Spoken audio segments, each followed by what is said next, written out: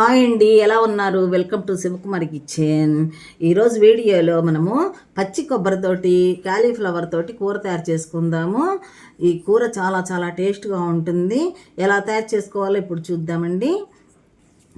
పచ్చి కొబ్బరిని తీసుకొని ఇట్లా సన్నగా ముక్కలు తరిగి పెట్టాను.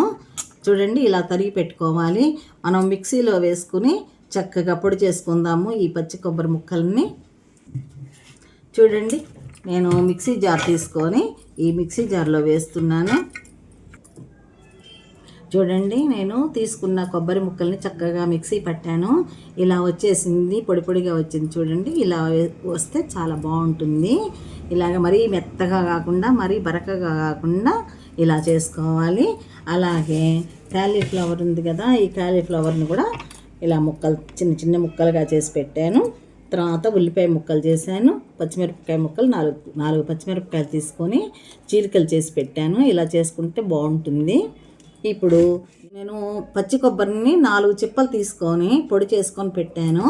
అలాగే ఈ కొబ్బరికి సరిపోను కాలీఫ్లవర్ 1 కప్పు ఉంటుంది. ఈ కప్పు తీసుకున్నాను. ఉల్లిపాయ ముక్కలు, పచ్చిమిరపకాయ ముక్కలు మనకు ఎంత కావాలనుకుంటే అంత తీసుకోవచ్చండి. ఇప్పుడు ఎలా తయారు చేసుకోవాలో చూద్దాం. ఇప్పుడు స్టవ్ వెలిగించి బాండీ పెట్టాను.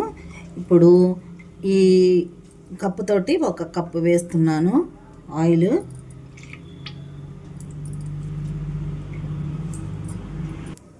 చూడండి, ఆయిల్ హీట్ అయిపోయింది. ఇప్పుడు పోపు గింజలు వేస్తున్నాను.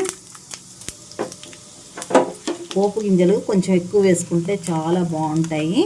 అలాగే వేసాను. నేను ఎండుమిరపకాయలు కట్ చేసుకొని వేసాను. చక్కగా చిటపట్లాడేలాగా వీటిని ఫ్రై చేసుకోవాలి.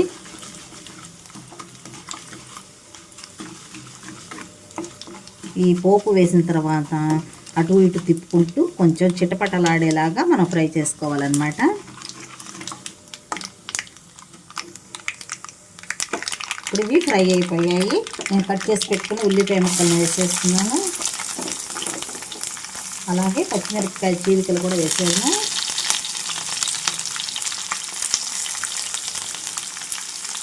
కరివేపాకు వేస్తున్నాను.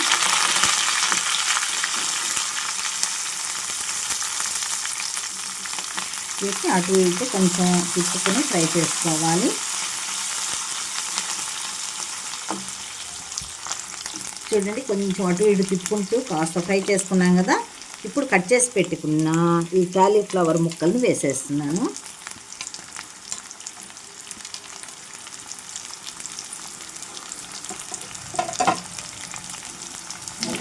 చూడండి, వీటిని కూడా చక్కగా ఆయిల్లో ఫ్రై చేసుకోవాలన్నమాట.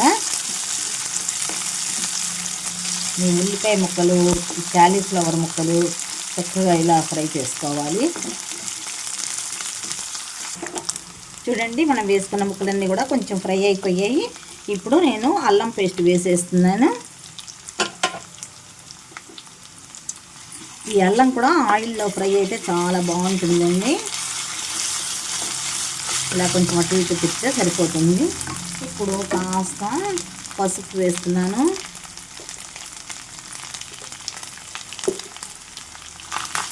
ఇప్పుడంతా కలిసిపోయింది కదా, అటు ఇటు తిప్పుకున్నాను, కలిసిపోయింది. ఇప్పుడు నేను మిక్సీలో వేసి పెట్టుకున్న పచ్చి కొబ్బరిని వేసేస్తున్నాను. చూడండి, నేను కొబ్బరి వేసుకున్న తర్వాత కూడా చక్కగా అంత కలిసేలాగా అటు ఇటు తిప్పుకోవాలి.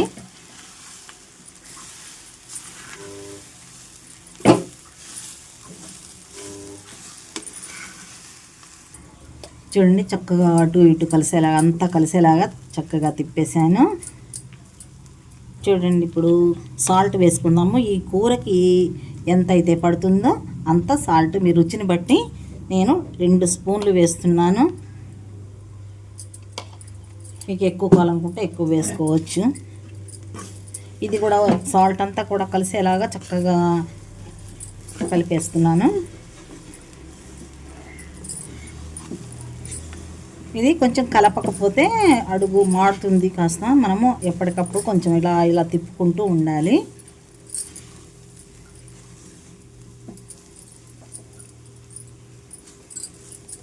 చూడండి, మనము 2 నిమిషాలకు ఒకసారి ఇది కొంచెం మగ్గే వరకు కూడా కాస్త అలా తిప్పుకుంటూనే ఉండాలి.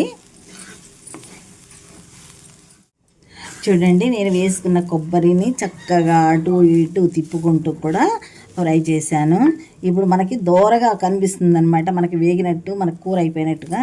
ఇప్పుడు మనకి ఇప్పుడు తెల్లగా ఉంటుంది కదా, ఇప్పుడు ఇలా అయిపోయింది, మనకి దోరగా వేగినట్లుగా కనిపిస్తుంది. ఇంకా ఇప్పుడు ఉడికిపోయినట్లు మనకి.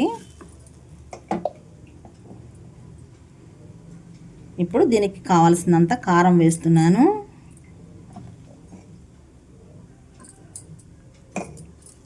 మనకు ఎంత అయితే వేసుకోవాలని అంటే అంత వేసుకోవచ్చు. నేను 2 స్పూన్లు వేసాను. కొబ్బరి తీయగా ఉంటుంది కదా, కొంచెం కారం కొంచెం ఎక్కువే పడుతుంది. కావాలనుకుంటే వేసుకోవచ్చు, లేదనుకుంటే వదిలేసేయచ్చండి, కొంచెమే వేసుకోవచ్చు. పచ్చిమిర్చి కూడా వేసాం కదా, ఆ కారం ఈ కారం సరిపోతుంది. చూడండి, చక్కగా అంతా కలిసిపోయింది. పచ్చి కొబ్బరితోటి క్యాలీఫ్లవర్ తోటి కూర చేశాను కదా, చాలా చాలా టేస్ట్గా ఉంటుంది. అయిపోయిందండి, స్టవ్ ఆఫ్ చేస్తున్నాను.